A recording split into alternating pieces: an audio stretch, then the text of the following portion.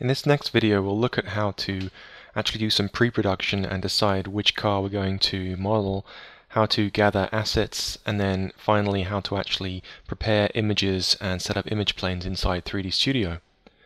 So the first thing I need to do for this project is actually open up 3D Studio and set a project folder.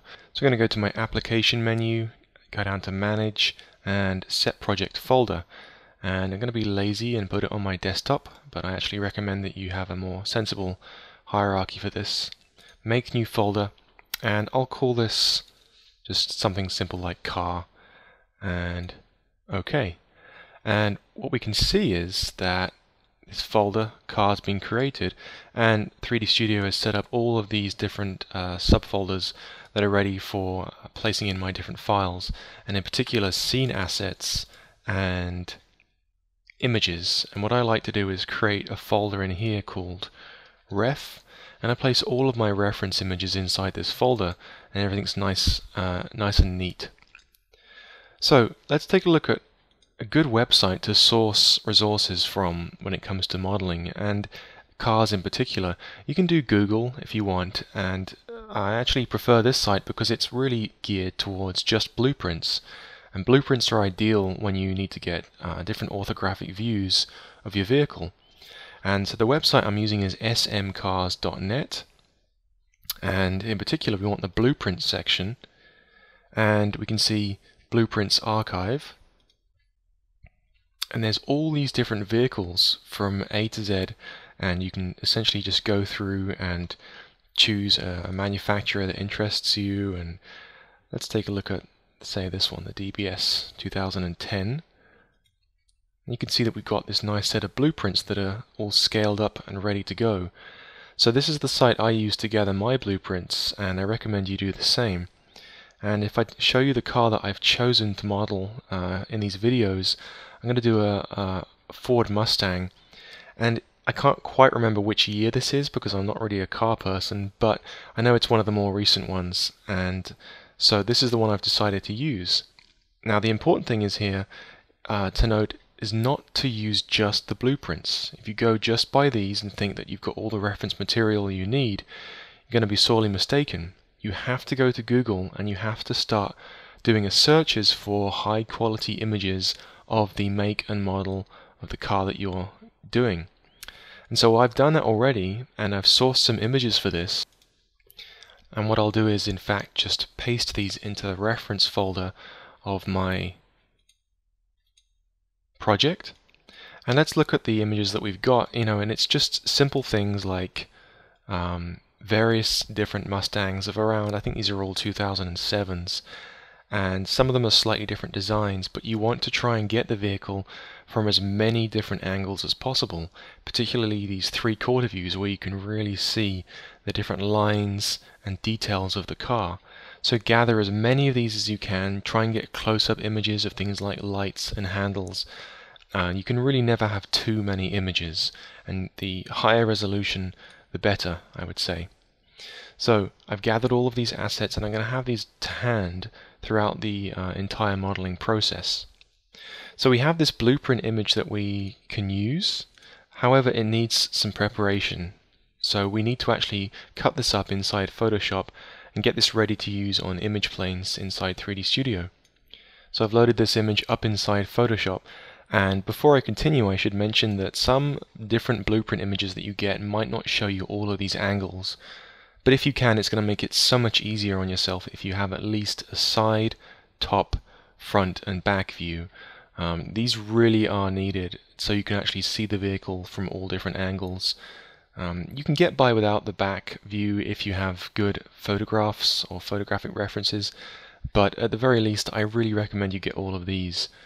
So what we need to do is actually take this image, and it's not super high resolution, but that's okay. I'm actually going to show my rulers by doing Control R, and I'm just going to draw out some guides that I can use to separate these images out. Something like this should be okay. So I've got a top, bottom, left and right for each image. They don't have to be too perfect. Let's do one more for the top of this. Okay, once I've done that, I can simply use my rectangular marquee tool, and I can just draw out a region using these guides, Control C, and then Control N for a new image. It uses the proportions of the image I've copied, and just paste that. And then I'll save this out inside my Scene Assets Images Ref folder, and just save it as probably a PNG, because that's going to preserve as much quality as possible without the file being huge. And I'll just call this side. Get rid of that. And next we'll do top.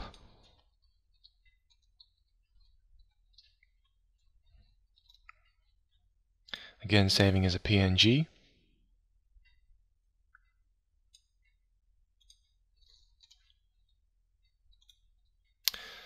And then let's do front.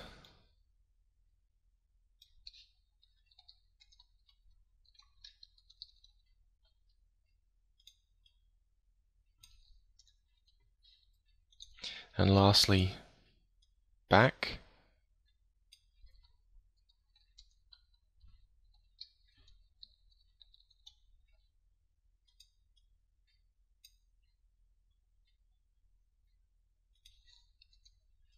And then we're ready to go. So we can now bring these into 3D Studio and start using these. So let's load up 3ds. And we'll start actually creating our image planes. First thing I want to do is actually save my scene so I don't lose any of this hard work that I'm about to do.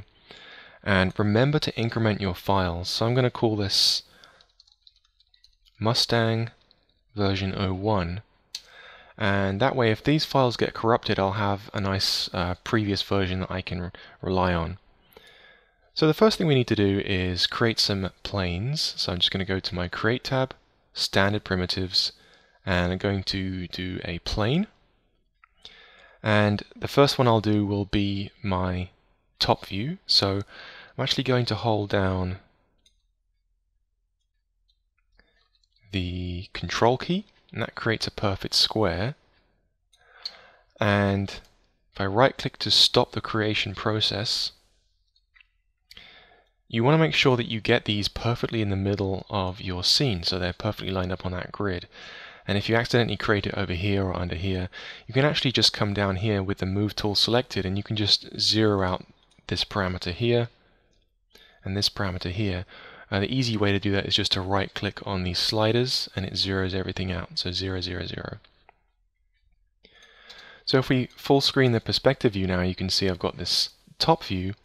But something that's important to note is if I take a look at my reference folder, and in particular my top view, this image is not square, and the plane is square. So we're going to have an immediate problem when we try and bring this into 3D Studio, and this is where most people make mistakes early on in their project. So let's go straight to our material editor here and create a new standard material. Just double click this, and we'll call this top. And I'll go ahead and click on the diffuse channel and bring in a new bitmap and load in the top image. And now if I actually assign this to my plane, by selecting it, select the plane and go to assign material to selection, obviously we need to actually turn on those maps in our viewport. So materials, and down to, I'm just going to do shaded materials with maps, set this to shaded. So here's the immediate problem. The aspect ratio is different, so the image is stretched. And the first mistake people make is they select the plane and they try and just correct it by resizing it so that it's roughly correct. But if these aren't perfectly correct, then your vehicle is not going to match up to the original reference blueprints. And if you're slightly off, even on the any of these views, then your model's going to be off, and it's going to make it much harder to correct later on.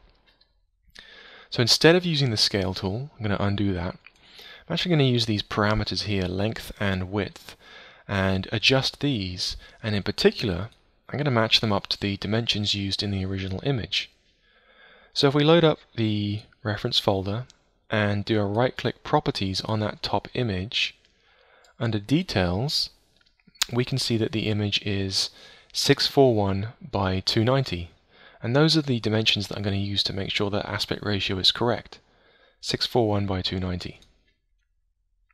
So back in 3D Studio, we should find out which one of these is the longest dimension. And it's going to be this one, the width. So I'll change this value to 641. And I'll change this value to 290. And straight away you can see those dimensions are perfect. And we are now ready to use this as one of our image planes. So let's go about creating in the next image plane. I'll create my side image. So I'm going to use the left viewport to do this. Again, go to the Create tab, Plane, and I'm going to hold down Control and draw my next plane in. Right click to cancel, and then again right click on each of these sliders to zero that out. And actually I've drawn that in the wrong viewport. I should have done that in what is oddly enough the front viewport. Sometimes the cameras won't line up to what you think they should be. So all I'm going to do is use my rotate tool and rotate this round in, let's see, Z. So I'm going to zero this out. And so that's now rotated in Z. And again we'll load up our material editor, create a new standard material. This will be side, load in the diffuse image bitmap, and load in our side image. And again apply that to the selection, and reload materials into the viewport. So I've rotated it the wrong way. You can see that it's actually the front of the vehicle here, whereas in my side image it's the front of the vehicle here. So I can just reverse the operation here. So instead of negative 180, I can do positive 180. Oh. In fact, I should have done... There we go. And so I've just flipped that round. Now I can adjust the parameters here again, just like I did before, so they match the original reference image.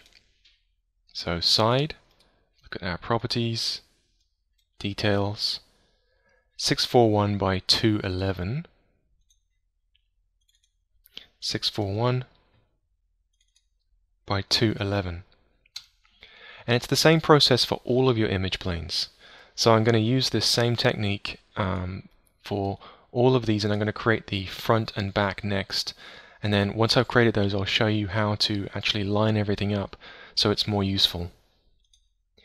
So I've created my last two image planes, and I used exactly the same process. Created my materials, imported those front and back in, and then just created these planes in my orthographic view. And again, size them up using those pixel dimensions. Now the good thing is that because the original blueprints were to scale, and I've used the original pixel dimensions, each of these should theoretically be perfectly to scale. So the height of this one should match the height of this one, etc. So what we need to do now is really confirm that. So if I select, for example, my top image plane, and just sort of move this up and down the car, you can see that the rear bumper lines up perfectly. And if I move this down, you can see that the front bumper also lines up perfectly. We want to try and get the mirrors to line up, but they won't always work perfectly. But you can see key points like this line here match up, and also the bottom of that rear window. So that top one, I would say, is perfectly aligned to this side one. Next we can do the same thing with this front view, and I'm going to bring that down the depth of the front one. And you can see that while the scale is correct, the height isn't lined up properly. And we can verify this because you can see that the height is slightly off there. So I'm going to move this up a little bit. And that looks quite close. And if I move this back, there you can see the bottom of the window, or rather the top of that hood there, that lines up perfectly there. And if we bring it to the front, you can see that that front grille lines up perfectly. What you could also do as a last measure is check the wheels, though sometimes these don't match up depending on the blueprints, by moving this side view down its depth. And you can see that the wheels are close, but they're not perfect. They're good enough, but the wheel arches match, so I'm happy there. So when you're moving these image planes around, you shouldn't really have any need to scale. When you move them around, you want to make sure to move them in the depth of the image plane. So it's okay to move this one like this, but it would be incorrect to move it like this, because then it ruins its alignment with another image plane. Same with this image plane. I wouldn't want to move it side to side, but it's okay to move it down the depth of that image plane. So lastly, let's check the back image plane. Bring this one in, and move this one down. And again, you can see the heights don't really line up. So find the highest point of this side blueprint, probably about here. Line up the roof, and just double check perhaps the rear. You can see that that line lines up pretty nicely there, and also there, and the bottom of the vehicle as well. So those are my blueprints set up. Now, some people put them in a box. What I like to do is actually move them in their depth, so they're quite far away from the center of the scene. Something like this. And that gives me plenty of room to actually see the model that I'm working on as I'm working on it.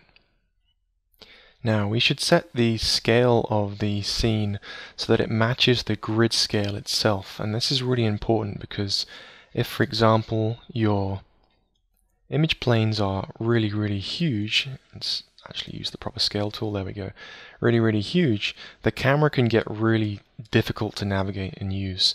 So it's a good idea to actually scale everything relative to your grid.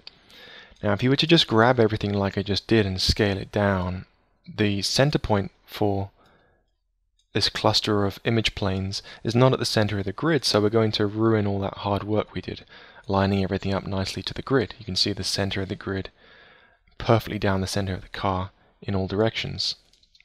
So what I would recommend you do is actually grab everything and then group it.